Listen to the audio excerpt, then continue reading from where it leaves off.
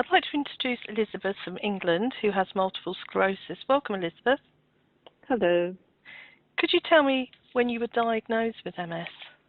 I had a late diagnosis. I wasn't actually diagnosed until 2004, but I'd asked previously, way back in 1990, I said I thought I had multiple sclerosis, and I was just poo-hooed, basically. It took a long while. Mm. What symptoms did you have?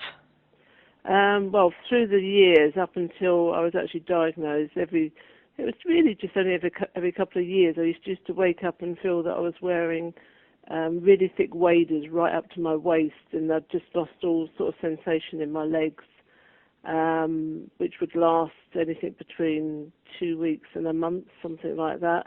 I could still walk, and it wasn't a problem. But in 2004, obviously they progressively got a wee bit worse each time.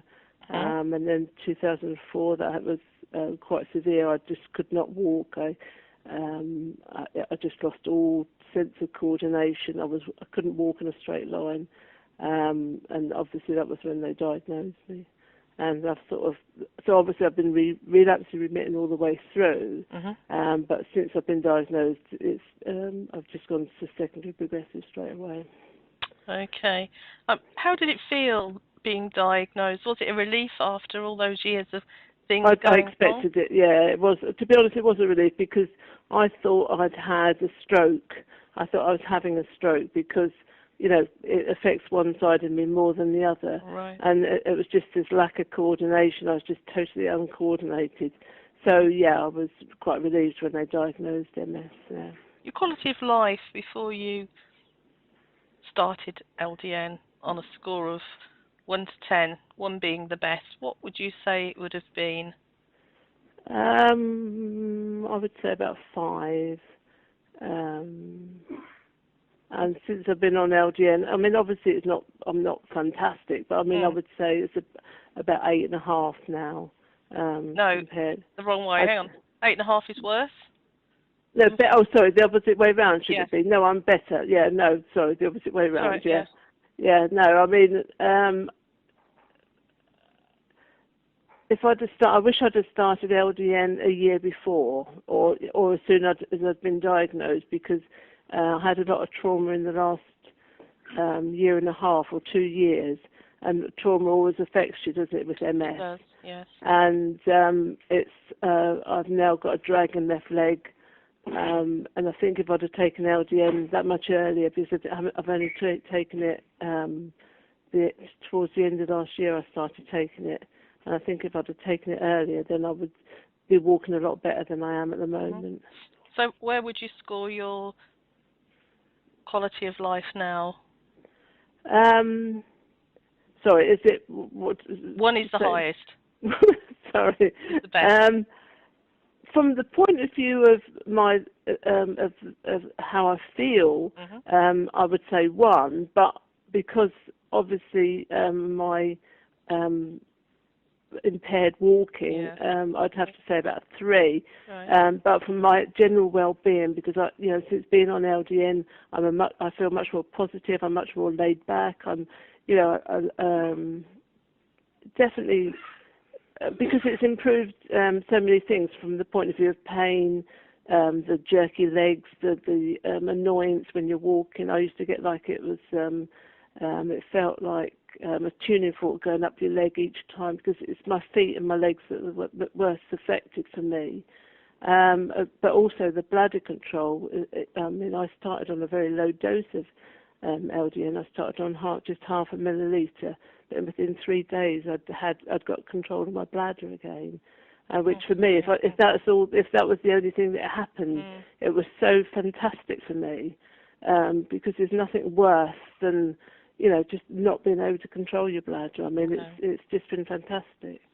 And if you have to get up several times in the night, that breaks your sleep, and you wake up feeling exhausted anyway. And obviously with MS, you get fatigue as well. Yeah. It's a double whammy then, isn't it? So that's a big thing.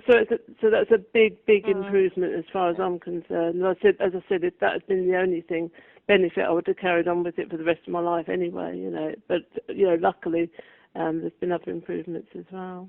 How did you hear about LDN? Just someone else that lives in the village that he had a late diagnosis as well, and he mentioned to me, and I sort of didn't think it sounded particularly helpful, but then I did a bit of research on the net and realised that was definitely worth trying. So I went to the doctor, and they immediately said no, they wouldn't give it because it was not a recognised treatment for MS, or it wasn't. What's the wording they use? It's off-label. It's not licensed for MS. But I pointed out to them every single drug they'd ever given me was not licensed for MS, but that didn't seem to make any difference because obviously the other drugs like gabapentin and Lyrica, all these horrible things, they were came from a pharmaceutical company, so they felt that they could give them to me. And then they said that they would write to the MS nurse and the consultant to see, or to get me an appointment with the consultant. But the MS nurse apparently wrote back and said that it would make no difference to me whatsoever, even though she didn't know what my symptoms were, which I found really annoying. And then, anyway, they made an appointment for me to see the consultant, and he was actually very good. But and he would have quite happily have prescribed me LDN because he'd worked in the States and had worked with it in the States. All right. But Dumfries and Galloway Health Board would not allow him to do it. So he offered it instead of this very cheap, because I pay £17.50 a month for it. Instead of this very cheap alternative, he offered me IVIG, which is, I'm not sure, I think it's about £1,000 a go. Oh my God. And I said, well, I'd rather try the LDN first. And I said, I'll get it privately. And I said, if it doesn't work, then I'll try the IVIG as well to see how it goes. And then he said, well, let me know how it goes with the LDN. So I got it prescribed for me.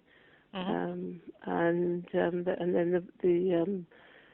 it comes automatically through Dixon's Chemist in Glasgow, so it's really easy to do, and it's not expensive. So I'm quite pleased with that. Oh, that's good. Did you notice any initial side effects? Just the sleep, really. I mean, it just disturbs sleep patterns, but more the side effects were good as opposed to bad. I mean, as I said, it made me feel better in myself. I was a much more relaxed person once I started on it. So I'd say the side effects were good as opposed to bad, really. Apart from,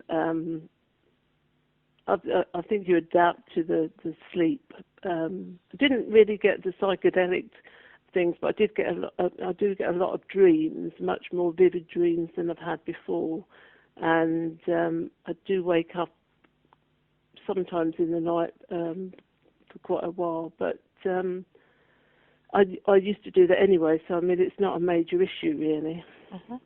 What would you say to other people with MS who are contemplating trying LDN but are rather sceptical? Well, my consultant said to me, having worked with it in the States, he said to me that you'll know if it works for you within a fortnight, and I would go along with that. I knew within 3 days that it worked for me. I imagine other people it takes longer, but I would definitely say give it a go because you've got absolutely nothing to lose. There's no, I don't know if anyone that has any really bad effects from it, but I mean because I belong to the website and people discuss things all the time. I think if people say that they've had a bad effect from it, it's usually some underlying problem that's nothing to do with the LDN. I think that they perhaps tend to be a little bit hypochondriac and thinking everything's going to be down to the LDN. But I honestly don't think, well, from my point of view, that there are any side effects that are bad. Anything, all the good, any bad is outweighed by the good it's done you. You could, so I mean, you could put up with disturb sleep as far as I'm concerned. Having said that, my partner just started taking it because he's envious because I get a cold and I get a sniffle, and then a day later it's gone, whereas he's carry on for a couple of weeks or more. So he's